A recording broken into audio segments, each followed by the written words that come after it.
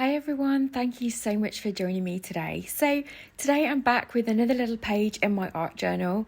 This is the Talens Creative watercolour art journal. I absolutely love it. It's only small, it's about 12 centimetres squared, but it's the perfect size for just creating mini pieces of art. So first of all, I've got this gel print. I made this a while ago using some products from Rubberdance, and I'm just trimming it down just so that I can work out exactly where I want on the page, and then I'm just going to add some matte medium all over the page and attach that down. I'm being careful to make sure it doesn't go over the edge because I don't want to glue all my pages together. And once I've covered it in enough matte medium, and then I'm going to stick it down. I was having a little bit of a game with my paintbrush because I hadn't cleaned it, so it was a bit stiff. But yeah, it works just fine.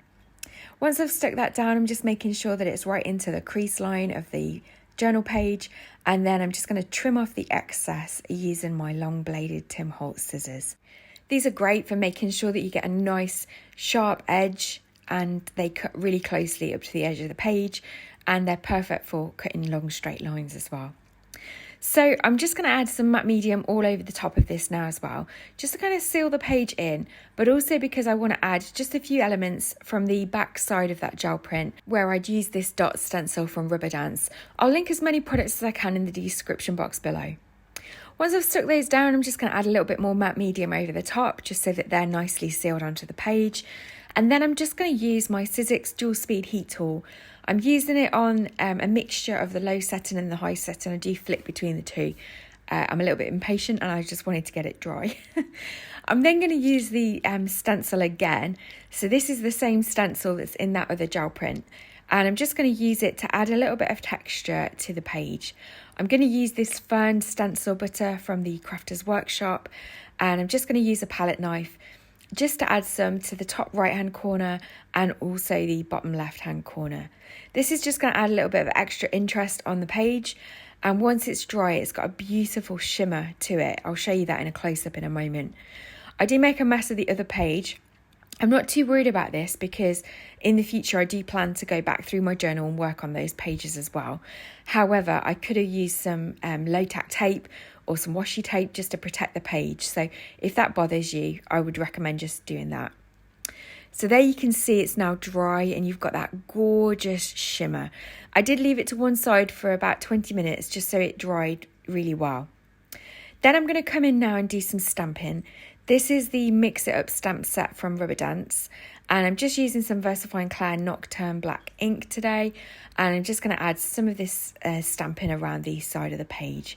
Stamping's just another great way of adding some more texture and more interest to your page, and I tend to use a mix of using stamps on blocks and also just using them with my fingers as I'm doing here.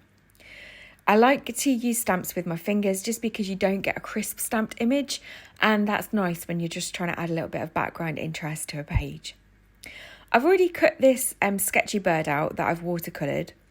I watercoloured it a while ago using some Nouveau Shimmer powders, but I'm just going to go over the top of it now with some stars, and I've just used the same black ink to do that, and that is another way of just adding some texture to a stamped image.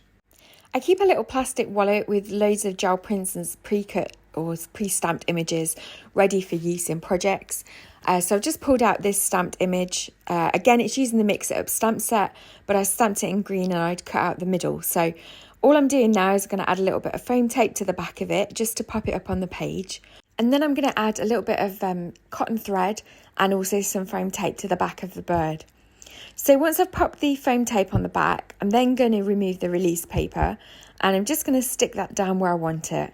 I'm then going to layer the cotton thread over the top of it, and all I'm going to do to hold that in place is make sure that the foam pads on the back of the bird make contact with the cotton thread and the page, and that will just hold it in place. Of course, you could always add a little blob of glue or some kind of adhesive or even matte medium, but yeah, I'm just using the foam tape to hold this in place today. For a sentiment, I've got the Mix the Sentiment stamp set from Rubberdance, the 2023 one. And all I'm doing is basically like 4 big stamps of words.